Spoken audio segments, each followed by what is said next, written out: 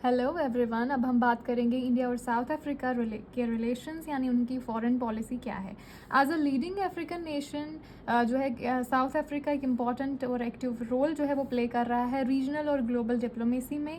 की फोकसेस इसके जो है वो है प्रमोट करना इंटरनेशनल पीस को, सिक्योरिटी को, इकोनॉमिक कोऑपरेशन को, और एड्रेस करना जो भी ग्लोबल चैलेंजेस हैं जैसे कि क्लाइमेट चेंज है और इनइक्वालिटी है। तो साउथ अफ्रीका जो है वो मेंबर है बहुत सी इंटरनेशनल ऑर्गेनाइजेशंस का, जैसे कि यूनाइटेड नेशंस, अफ्रीकन यूनियन और ब्रिक्स, जिसके पहले भी मैं डिस्कस कर चुकी हूँ। जो ब्रिक्स के मेंबर्स हैं ब्राज़ील, रशिया, इंडिया, चाइना और साउथ अफ्रीका।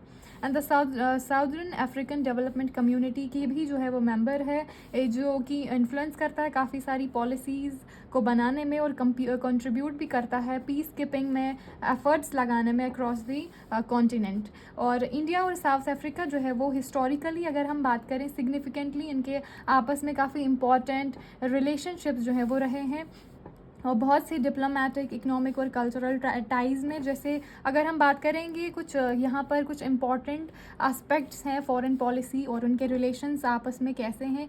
हिस्टोरिकल टाइज़ की बात अगर हम करें, कहीं ना कहीं इंडिया और साउथ अफ्रीका की हिस्ट्री जो है वो ऑलमोस्ट सेम रही है, क्योंकि एंटी कॉलोनियल स्ट्रगल इनकी जो है वो रही है, और सॉलिडारिटी के लिए, पीस के लिए, फ्रीडम के लिए इन्होंने जो है वो साथ लड़ा है।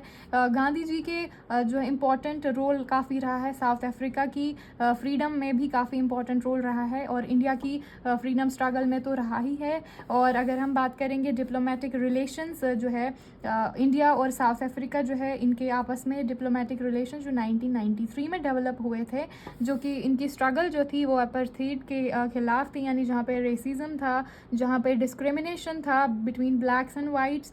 तो हाई लेवल ऑफ जो है इनके आपस में एक्सचेंजेस हैं, इंटरनेशनल रिलेशंस जो है वो काफ़ी अच्छे हैं। उसके बाद अगर हम नेक्स्ट पॉइंट बात करें इकोनॉमिक कॉपरेशन, जहाँ पर इकोनॉमी में जो है फ्री फ्लो ऑफ ट्रेड चल रहा है, इम्पोर्ट एंड एक्सपोर्ट चल रहा है इंडिया और साउथ अफ्रीका के बीच में, तो काफ़ी ज़्यादा ग्रो हो गया है, काफ़ी ज़्यादा ट्रेड जो है वो इनके बीच में चल रहा है। इन्वेस्टमेंट, फॉरेन डायरेक्ट एफडीआईज जो होते हैं, फॉरेन डायरेक्ट इन्वेस्टमेंट हो रहा है। इन्वेस्टमेंट काफ़ी ज़्यादा इंपॉर्टेंट रोल जो है इकोनॉमिक डेवलपमेंट में कर रहा है।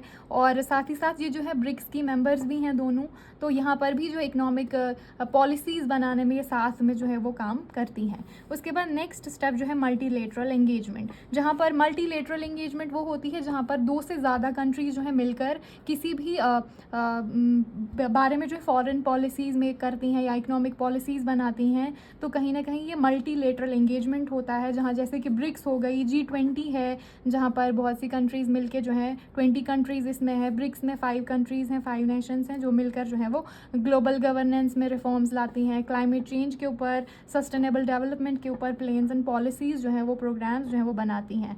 Next point is cultural and people to people. लोग जो है या साउथ अफ्रीका के लोग जो हैं वो इंडिया में रहते हैं या इंडिया के लोग वहाँ पर रह रहे हैं, उनके बीच में आपस में रिलेशंस को प्रमोट करना और बच्चों को स्कॉलरशिप्स प्रोवाइड करना। जो साउथ अफ्रीका में एजुकेशन लेने जा रहे हैं या इंडिया में आ रहे हैं बाहर से लोग, तो उनको स्कॉलरशिप जो है वो नेशंस प्रोवाइड करती हैं ये कंट्रीज़। और कहीं ना कहीं कल्चरल फेस्टिवल्स को प्रमोट किया जाता है, टूरिज़्म को प्रमोट किया जाता है, ताकि लोगों के आपसी के रिलेशंस जो हैं वो बहुत अच्छे रहें, अंडरस्टैंडिंग हो, गुडविल हो दोनों नेशंस के बीच में। रीजनल एंड ग्लोबल इश्यूज़ को भी जो है एड्रेस करती हैं दोनों ही कंट्रीज़ मिलकर जो है वो बोथ कोलैबोरेट करके क्या करती हैं इश्यूज़, जैसे कि ग्लोबल लेवल पे टेररिज्म की बात आ गई, डिसआर्मामेंट की बात है, साइबर सिक्योरिटी है।